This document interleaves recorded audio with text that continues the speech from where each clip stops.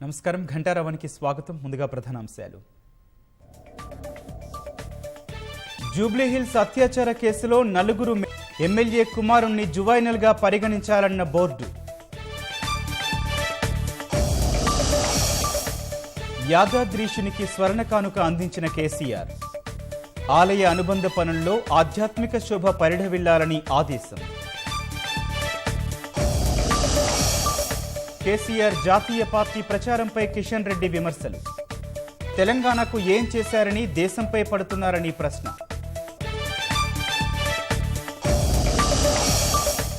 ED నోటీసులు అందుకున్న రాష్ట్ర నేతలకు ఏఐసీసీ పిలుపు. నేషనల్ హెరాల్డ్ కేసు విచారణపై అవగాహన కల్పించాలని నిర్ణయం. కాంగ్రెస్ అధ్యక్ష ఎన్నికల బరిలో ముగ్గురు నేతలు. మల్లికార్జున ఖర్గే, శశి థరూర్ మధ్య ప్రధాన పోటీ.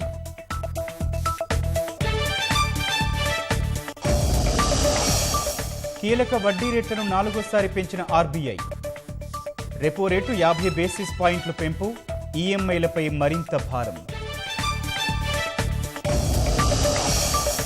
ఉక్రెయిన్లోని 4 ప్రావిన్స్లు రష్యాలో విలీన ప్రక్రియ ప్రారంభం. తమ ప్రాంతాన్ని కాపాడుకునేందుకు దేనికైనా సిద్ధమన్న పుతిన్.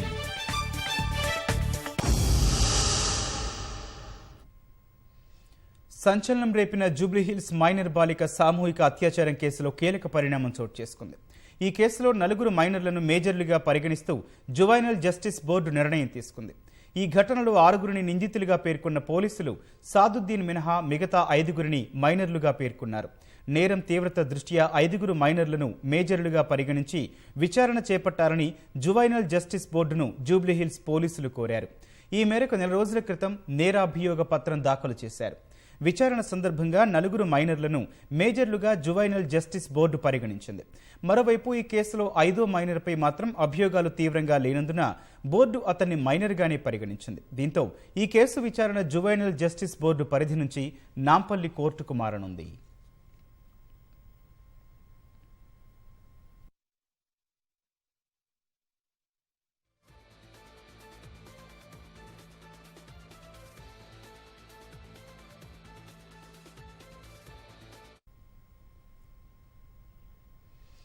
ద్రవ్యోల్బణానికి పగ్గాలు వేయటమే లక్ష్యంగా ఆర్బీఐ 4వ కీలక వడ్డీ రేట్లను పెంచింది. రెపో రేటును మరో 50 బేసిస్ పాయింట్లు పెంచింది. ఈ పెంపుతో గృహ వాహన రుణ వాయిదా చెల్లింపులు మరింత భారం కానున్నాయి. డాలర్తో రూపాయి విలువ గణనీయంగా తగ్గుతోన్న నేపథ్యంలో విదేశీ మారక నిల్వలు ఏప్రిల్ నుంచి ఇప్పటి వరకు 67% క్షీణించినట్లు ఆర్బీఐ ప్రకటించింది. భారతీయ రిజర్వ్ బ్యాంక్ మరోసారి ద్రవ్యోల్బణం కట్టడికి ప్రాధాన్యమిచ్చింది. ఈ మేరకు 4వ కీలక వడ్డీ రేట్లను పెంచింది. రెపో రేటును మరో 50 బేసిస్ పాయింట్లు పెంచింది. ఈ పెంపుతో రెపో రేటు 3 ఏళ్ల గరిష్ట స్థాయి 5.90% చేరగా గృహ వాహన రుణాలపై వడ్డీ రేట్లు మరోసారి పెరిగే అవకాశం ఉంది. ఈ ఏడాది మే నెల నుంచి ఇప్పటి వరకు మొత్తం 190 బేసిస్ పాయింట్లు పెరగ్గా ఇప్పటికే పెరిగిన వడ్డీ రేట్లు ఇప్పుడు మరింత ఎగబాకే అవకాశం ఉంది. మేలో 0.40%, జూన్ ఆగస్టులో 0.50% చొప్పున తాజాగా మరో 0.50% పెంచడంతో 4 నెలల వ్యవధిలోనే రెపో రేటు 1.90% పెరిగింది. ఈ ఏడాది మే నెల నుంచి ఇప్పటిదాకా మొత్తం 140 బేసిస్ పాయింట్ల మేర రెపో రేటును ఆర్బీఐ పెంచింది. చివరి 2 సార్లు 50 బేసిస్ పాయింట్ల చొప్పున సవరించింది. దేశవ్యాప్తంగా పారిశ్రామిక ఉత్పత్తి స్వల్పంగా తగ్గిందని మధ్యంతర ద్రవ్య పరపతి సమీక్షను ప్రకటించిన తర్వాత ఆర్బీఐ గవర్నర్ శక్తికాంత దాస్ తెలిపారు. వ్యవసాయ రంగ వృద్ధి మాత్రం నిలకడగా ఉందని చెప్పారు. 2022-23 ఆర్థిక సంవత్సరంలో వృద్ధి రేటు 7%కే పరిమితమవుతుందని వెల్లడించారు. గతంలో వృద్ధి రేటు 7.2% నమోదవుతుందని అంచనా వేసినట్టు ఆర్బీఐ గవర్నర్ గుర్తు చేశారు. ఈ సెప్టెంబర్తో ముగిసే త్రైమాసికానికి జీడీపీ వృద్ధి 6.3% నమోదవుతుందన్నారు. తర్వాత 2 త్రైమాసికాల్లో 4.6%కే పరిమితమవుతుందని అంచనా వేసినట్టు శక్తికాంత దాస్ వెల్లడించారు. ఈ ఏడాది ద్రవ్యోల్బణం 6.7%కి చేరుతుందని వివరించారు. దేశంలో విదేశీ మారక నిల్వలు $537.5 బిలియన్ తగ్గినట్టు తెలిపారు. తదుపరి సమీక్షను డిసెంబర్ 5 నుంచి 7 మధ్య ప్రకటిస్తామని చెప్పారు. ప్రస్తుత రెపో రేటు పెరుగుదలకు రూపాయి మారకం విలువ రికార్డు స్థాయిలో బలహీనపడడం కూడా కారణమై ఉండొచ్చని ఆర్థిక నిపుణులు విశ్లేషిస్తున్నారు. గత కొన్ని నెలలుగా డాలర్తో పోలిస్తే రూపాయి విలువ గణనీయంగా తగ్గుతూ వస్తోంది. ఫలితంగా అది విదేశీ మారక నిల్వల్లో క్షీణతకు దారితీస్తున్నట్లు ఆర్బీఐ గవర్నర్ శక్తికాంత దాస్ తెలిపారు. ఏప్రిల్ నుంచి ఇప్పటి వరకు విదేశీ మారక నిల్వల్లో 67% క్షీణత నమోదైనట్లు వెల్లడించారు. ప్రస్తుతం దేశంలో $537.5 బిలియన్ విదేశీ మారక నిల్వలు ఉన్నట్లు వివరించారు.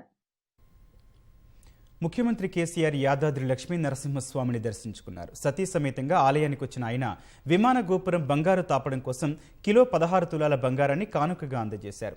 ఈ బంగారానికి సంబంధించి చెక్కులు కానుకలను కేసీఆర్ మనవడు హిమాంశు చేతుల మీదుగా అందించారు. అంతకుముందు ప్రెసిడెన్షియల్ సూట్లో యాడా అధికారులతో సమీక్ష నిర్వహించిన సీఎం కొండ కింద జరుగుతున్న పనులపై దిశానిర్దేశం చేశారు. యాదాద్రి ప్రధానాలయం ఉద్ఘాటన తర్వాత తొలిసారి ముఖ్యమంత్రి కేసీఆర్ యాదాద్రి ఆలయాన్ని సందర్శించారు.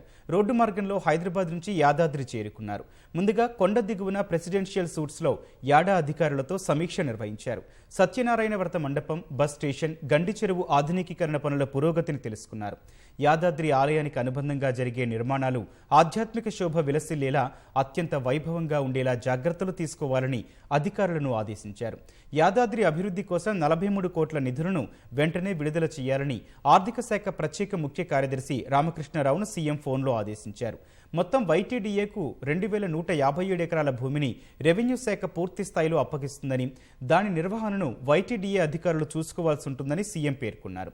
ఈ భూమిలో ఆలయ అవసరాలు, పోలీసు శాఖ, ఫైర్ స్టేషన్, హెల్త్, రవాణా, పార్కింగ్ వంటి యాదాద్రి అభివృద్ధికి సంబంధించిన అనుబంధ సేవల కోసం మాత్రమే వినియోగించాలని సీఎం సూచించారు. ఆలయ అర్చకులకు, సిబ్బందికి కూడా ఇందులోనే ఇళ్ల స్థలాలను కేటాయించాలని అధికారులను సీఎం ఆదేశించారు. యాదాద్రి టెంపుల్ టౌన్తో పాటు ఇతర ప్రాంతాల్లో జరుగుతున్న కాటేజీల నిర్మాణం ఆలయ వైభవాన్ని ప్రతిబింబించేలా పవిత్రమైన భావన వచ్చేలా ఉండాలని సీఎం అన్నారు. దాతలు కాటేజీల నిర్మాణం కోసం ఇచ్చే విరాళాలకు ఆదాయ పన్ను మినహాయింపులకు సంబంధించిన 80G అనుమతులు వెంటనే తీసుకోవాలని సీఎం అధికారులకు సూచించారు. ఒక ప్రణాళిక ప్రకారం యాదాద్రి పరిసరాలు అభివృద్ధి కావాలన్నారు. హెలిప్యాడ్ల నిర్మాణం కూడా చేపట్టాలన్నారు. యాదాద్రి ఆలయ వైభవానికి అనుగుణంగా వైటీడీఏ సమీపంలో జరిగే ప్రైవేటు నిర్మాణాలకు జాగ్రత్తగా పరిశీలించిన తర్వాతే అధికారులు అనుమతులు ఇవ్వాలన్నారు. వైటీడీఏ పరిధిలో ఉన్న 100 ఎకరాల అడవిని నృసింహ అభయారణ్యం పేరిట అద్భుతంగా అభివృద్ధి చేయాలని, స్వామివారి నిత్య పూజలు, కళ్యాణం, అర్చనలకు అవసరమైన పూలు, పత్రాలు ఆ అరణ్యంలోనే అందుబాటులో ఉండేలా చర్యలు తీసుకోవాలని సీఎం ఆదేశించారు. 50 ఎకరాల్లో అమ్మవారి పేరు మీద ఒక అద్భుతమైన కళ్యాణ మండపం నిర్మాణం చేపట్టాలన్నారు. ఆలయం సహా రింగు రోడ్డు మధ్యలో ఏ ప్రాంతంలోనూ ఒక్క చుక్క నీరు నిలబడకుండా డ్రైనేజీ వ్యవస్థ ఏర్పాటు చేయాలని సీఎం ఆదేశించారు. ఆలయానికి వచ్చే భక్తులకు క్యూలైన్లు సహా ఇతర అన్ని చోట్ల ఎలాంటి చిన్న ఇబ్బంది కలగకుండా అన్ని చర్యలు తీసుకోవాలని సీఎం సూచించారు.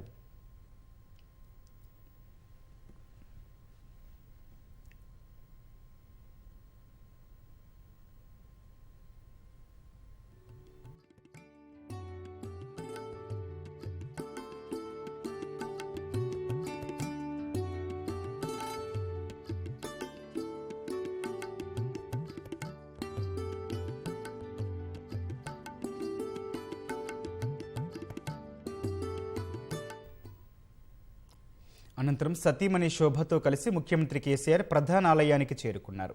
ఆలయ అర్చకులు వారికి పూర్ణ కుంభంతో స్వాగతం పలికారు. ఆలయ విమాన గోపురానికి స్వర్ణతాపనం కోసం సీఎం కేసీఆర్ బంగారాన్ని కానుకగా సమర్పించారు. ఇందుకు సంబంధించిన చెక్కులు, కానుకలను తలపై పెట్టుకుని మాడ వీధుల్లో నుంచి గర్భాలయానికి చేరుకున్న సీఎం మనవడు హిమాంశు ఆలయ అధికారులకు అందించారు. అనంతరం ముఖ్యమంత్రి ప్రత్యేక పూజలు నిర్వహించారు. కేసీఆర్ కుటుంబ సభ్యులను ఆలయ పూజారులు ఆశీర్వదించి తీర్థ ప్రసాదాలు అందజేశారు.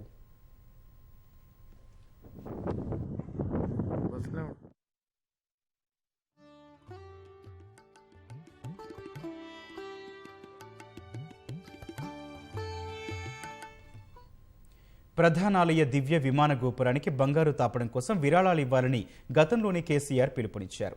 ఇప్పటికే చాలా మంది ప్రముఖులు, భక్తులు స్వామివారికి పసిడి సమర్పించారు. తాను కిలో 16 తులాల బంగారాన్ని విరాళంగా ఇవ్వనున్నట్లు ప్రకటించారు.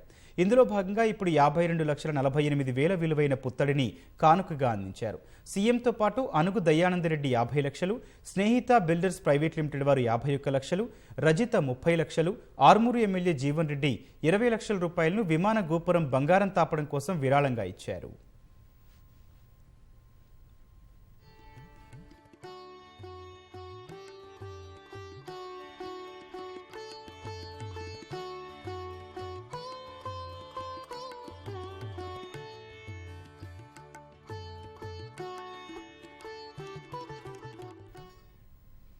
ముఖ్యమంత్రి కేసీఆర్ రేపు హనుమకొండ జిల్లాలో పర్యటించనున్నారు. ములుగు రోడ్లో అధునాతన సదుపాయాలతో నిర్మించిన Prathima relief institution of medical sciences ఆసుపత్రిని సీఎం ప్రారంభిస్తారు.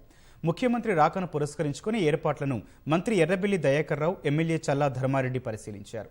గ్రామీణ ప్రాంతాల ప్రజలకు ఈ ఆసుపత్రి ద్వారా మెరుగైన వైద్య సేవలు అందిస్తారని మంత్రి దయాకర్ రావు చెప్పారు.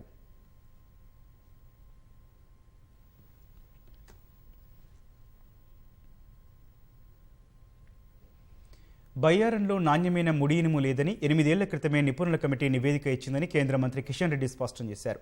ఇదే విషయాన్ని కేంద్ర ఉక్కు శాఖ మంత్రి పార్లమెంట్లోనూ చెప్పారని, అయినా స్వార్థ రాజకీయాల కోసం తెరాస ప్రభుత్వం కేంద్రంపై విమర్శలు చేస్తోందని కిషన్ రెడ్డి మండిపడ్డారు. జాతీయ రాజకీయాల వైపు మొగ్గు చూపుతున్న కేసీఆర్ ముందు స్వరాష్ట్రంలో ప్రజల పరిస్థితి గుర్తించాలని సూచించారు. బయ్యారంలో నాణ్యమైన ముడి ఖనిజం లేదని steel authority of India SAIL నివేదిక ఇచ్చిందని, అక్కడ పరిశ్రమ పెడితే పోటీలో నిలవలేమని అభిప్రాయపడిందని కేంద్ర మంత్రి కిషన్ రెడ్డి పునరుద్ఘాటించారు. ఇదే విషయాన్ని కేంద్ర ఉక్కు శాఖ మంత్రి సైతం రాజ్యసభలో చెప్పారని గుర్తు చేశారు. కేంద్రం సహకరించకపోయినా బయ్యారంలో ఉక్కు కర్మాగారం కట్టితీరతామని స్వయంగా సీఎం కేసీఆర్ అన్నారన్న కిషన్ రెడ్డి ఇచ్చిన మాట ప్రకారం రాష్ట్ర ప్రభుత్వం స్టీల్ ఫ్యాక్టరీ పెట్టాలని డిమాండ్ చేశారు. నిపుణుల కమిటీ స్పష్టంగా చెప్పిన తర్వాత కూడా తెరాస ప్రభుత్వం కేంద్రంపై విమర్శలు చేస్తోందని కిషన్ రెడ్డి ఢిల్లీలో మండిపడ్డారు. కేంద్ర ప్రభుత్వం సహకరించకపోయినా బయ్యారంలో ఉక్కు కర్మాగారం కట్టి తీరుతాము, సింగరేణి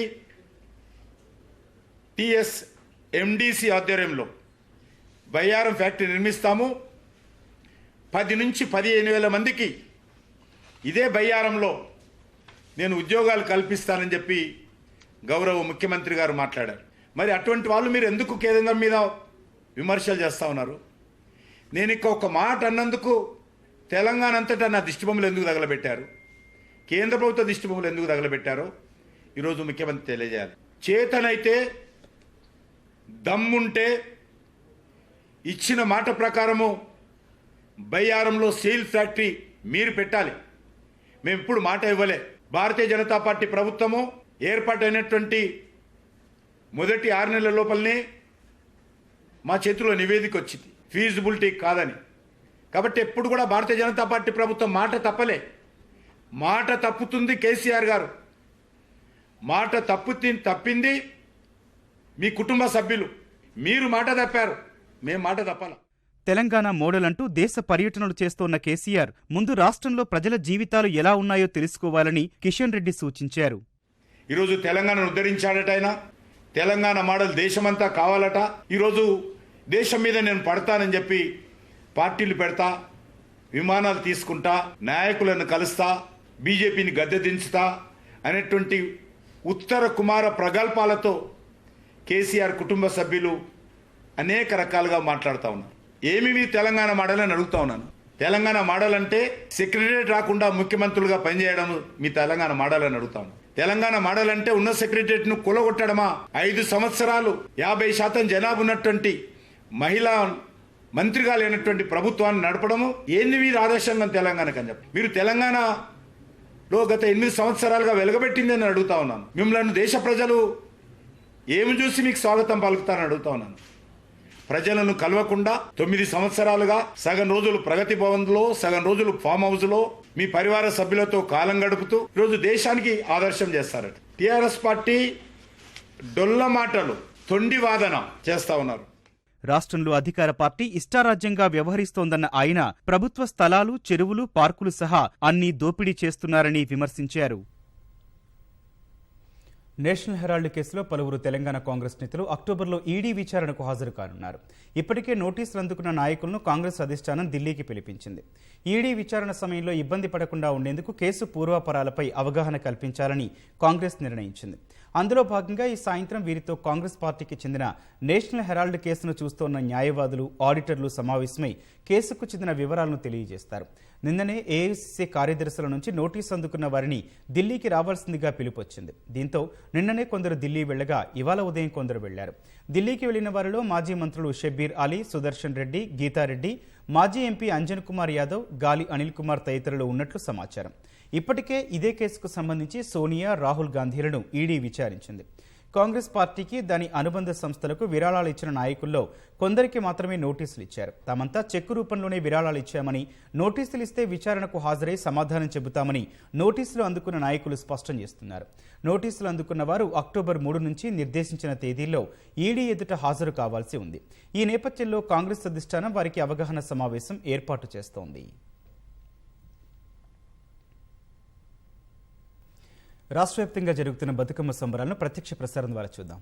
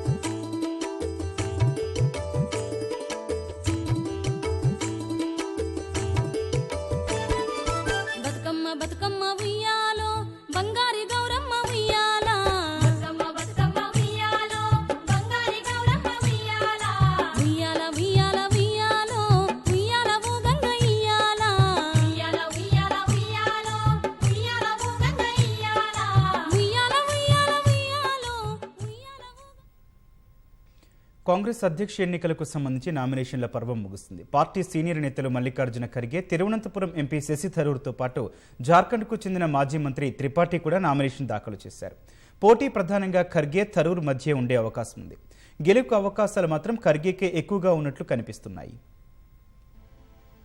కాంగ్రెస్ అధ్యక్ష ఎన్నికకు సంబంధించి తొలి ఘట్టం ముగిసింది. ఈ నెల 24న మొదలైన నామినేషన్ల ప్రక్రియ ఇవాళ ముగిసింది. పార్టీ సీనియర్ నేతలు మల్లికార్జున ఖర్గే, శశి థరూర్, జార్ఖండ్ కు చెందిన మాజీ మంత్రి త్రిపాఠి నామినేషన్లను దాఖలు చేశారు. నామినేషన్ల చివరి రోజు కాంగ్రెస్ సీనియర్ నేత, రాజ్యసభలో ప్రతిపక్ష నేత మల్లికార్జున ఖర్గే నామినేషన్ వేశారు. కాంగ్రెస్ కేంద్ర ఎన్నికల సంఘం చైర్మన్ మధుసూదన్ మిస్త్రీకి నామినేషన్ పత్రాలు సమర్పించారు. 30 మంది పార్టీ నేతలు ఖర్గే అభ్యర్థిత్వాన్ని బలపరిచారు. వారిలో గ్రూప్ 23కి చెందిన ఆనంద్ శర్మ, మనీష్ తివారీ తదితర నేతలు కూడా ఉన్నారు. ఖర్గే నామినేషన్ కార్యక్రమానికి సీనియర్ నేతలు ఏకే యాంటోనీ, రాజస్థాన్ సీఎం అశోక్ గెహ్లోట్, భూపీందర్ సింగ్ హుడా, పృథ్వీరాజ్ చవాన్, దిగ్విజయ్ సింగ్, అంబికా సోని తదితర నేతలు తరలివచ్చారు. మొదటి నుంచి పోరాటం చేస్తున్నా తాను ఆ పోరాటాన్ని కొనసాగించాలనే లక్ష్యంతోనే కాంగ్రెస్ అధ్యక్ష ఎన్నికల్లో బరిలో దిగినట్లు నామినేషన్ దాఖలు చేసిన తర్వాత మల్లికార్జున ఖర్గే తెలిపారు. కాంగ్రెస్ పార్టీకి जो आइडियोलॉजी है उस आइडियोलॉजी के साथ मैं बचपन से जुड़ा हूँ और पहला टिकट मुझे 1972 में मिला. तब से मैं लगातार चुन के आ रहा हूँ और उसी ढंग से आज मुझे फिर कांग्रेस पार्टी के सभी नेताओं ने आशीर्वाद करके कांग्रेस प्रेसिडेंट के लिए नामांकित किया गया है. అంతకుముందు మధ్యప్రదేశ్ మాజీ సీఎం దిగ్విజయ్ సింగ్ మల్లికార్జున ఖర్గేకు మద్దతుగా పోటీ నుంచి తప్పుకుంటున్నట్లు ప్రకటించారు. తిరువనంతపురం ఎంపీ శశి థరూర్ కూడా కాంగ్రెస్ అధ్యక్ష పదవికి ఇవాళ నామినేషన్ దాఖలు చేశారు. ఆయన తన మద్దతుదారులతో డప్పు వాయిద్యాల మధ్య ఊరేగింపుగా వెళ్లి ఢిల్లీలోని ఏఐసీసీ కార్యాలయంలో కాంగ్రెస్ కేంద్ర ఎన్నికల సంఘం చైర్మన్ మధుసూదన్ మిస్త్రీకి నామినేషన్ పత్రాలు సమర్పించారు. అంతకుముందు రాజ్ఘాట్ ను సందర్శించి మహాత్మా గాంధీకి నివాళి అర్పించారు. జార్ఖండ్ కు చెందిన మాజీ మంత్రి కేఎన్ త్రిపాఠి కూడా నామినేషన్ దాఖలు చేశారు. నామినేషన్ల గడువు ముగిసే నాటికి 3 నామినేషన్లు దాఖలు చేసినప్పటికీ పోటీ ప్రధానంగా మల్లికార్జున ఖర్గే, శశి థరూర్ మధ్య ఉండే అవకాశాలు ఉన్నాయి. అయితే గెలుపు అవకాశం ఖర్గేకే ఎక్కువగా ఉన్నట్లు కనిపిస్తున్నాయి. నోయిడా మున్సిపల్ శాఖ అక్రమ నిర్మాణాలపై ఉక్కుపాదం మోపింది. ఓ బహుళ అంతస్తుల నివాస సముదాయంలోని ఖాళీ స్థలాల్లో నిబంధనలకు విరుద్ధంగా నిర్మించిన కట్టడాలను అధికారులు బుల్డోజర్లతో నేలమట్టం చేశారు. గత నెలలో అపార్ట్మెంట్ ముందు ఖాళీ స్థలంలో కొబ్బరి చెట్లు నాటడాన్ని ప్రశ్నించిన మహిళతో అనుచితంగా ప్రవర్తించిన శ్రీకాంత్ త్యాగితో పాటు మరికొందరికి మున్సిపల్ అధికారులు 2 రోజుల క్రితం నోటీసులు ఇచ్చారు. 48 గంటల్లో ఆక్రమణలు తొలగించాలని సూచించారు. అయినా వారు స్పందించకపోవడంతో బుల్డోజర్లకు పని చెప్పారు. తమ నిర్మాణాలను కూల్చేయొద్దని కొందరు అపార్ట్మెంటు యజమానులు ఆందోళనకు దిగారు. ఉక్రెయిన్పై సైనిక చర్య సందర్భంగా స్వాధీనం చేసుకున్న డొనెట్స్క్, లుహాన్స్క్, జపోరిజియా, ఖేర్సన్ ప్రాంతాలు రష్యాలో విలీనానికి సంబంధించిన ప్రక్రియ ప్రారంభమైంది. క్రెమ్లిన్లో జరిగిన కార్యక్రమంలో రష్యా అధ్యక్షుడు Putin Donetsk, Luhansk, Zaporizhzhia, Kherson ప్రాంతాలకు చెందిన అధినేతలు సంతకాలు చేశారు. వచ్చే వారంలో సమావేశం కానున్న క్రెమ్లిన్ ఉభయ సభలు ఈ ఒప్పందంపై సంతకం చేయనున్నాయి. ఆ తర్వాత పుతిన్ సంతకంతో విలీన ప్రక్రియ పూర్తవుతుంది. ఈ నెల 23 నుంచి 27 వరకు నిర్వహించిన రెఫరెండంలో అత్యధికులు రష్యాలో విలీనానికి మద్దతు తెలిపినట్లు మాస్కో ప్రకటించింది. జపోరిజియాలో 93%, ఖేర్సన్లో 87%, లుహాన్స్క్లో 98%, డొనెట్స్క్లో 99% మంది ప్రజలు రష్యాలో విలీనానికి అనుకూలంగా ఓటేసినట్లు వెల్లడించింది. ఉక్రెయిన్ భూభాగంలో ఈ 4 ప్రాంతాల వాటా 15%గా ఉంది. అయితే రష్యా నిర్వహించిన రెఫరెండంను బూటకమని ఉక్రెయిన్, అమెరికా, ఇతర పశ్చిమ దేశాలు పేర్కొన్నాయి. ఆ ఫలితాలను గుర్తించేది లేదని తేల్చి చెప్పాయి. అమెరికాలో పనిచేస్తున్న H1B వీసాదారులకు త్వరలోనే స్టాంపింగ్ కష్టాలు తీరే సూచనలు కనిపిస్తున్నాయి. H1B వీసాల గడువు ముగిసిన వేళ మాతృదేశానికి వెళ్లి స్టాంపింగ్ చేసుకునే విధానానికి స్వస్తి పలికే దిశలో ముందడుగు పడింది. ఈ మేరకు H1B వీసాలున్న భారతీయులు, ఆసియన్లు అమెరికాలోనే స్టాంపింగ్ చేయించుకునే విధానానికి ఆసియన్ అమెరికన్స్, పసిఫిక్ ద్వీపవాసులపై ఏర్పాటు చేసిన అధ్యక్ష కమిషన్ ఆమోదముద్ర వేసింది. ఈ ప్రతిపాదన చేసిన కమిషన్ సభ్యుడు అజయ్ జైన్ భూటోరియో H1B వీసాదారులు గడువు తీరినప్పుడు స్వదేశానికి వెళ్లి స్టాంపింగ్ ప్రక్రియ పూర్తి చేయడానికి చాలా సమయం పడుతోందని వివరించారు. ఒక్కోసారి భార్య పిల్లలను వదిలి సుదీర్ఘకాలం మాతృదేశంలో గడపాల్సి వస్తుందని తెలిపారు. ప్రస్తుతం భారత్లో వీసా స్టాంపింగ్ కోసం అపాయింట్మెంట్ కావాలంటే 844 రోజులు వేచి చూసే పరిస్థితి ఉందని తెలిపారు. పాకిస్తాన్, బంగ్లాదేశ్ వంటి దేశాల్లో కూడా ఇదే పరిస్థితి ఉందన్నారు.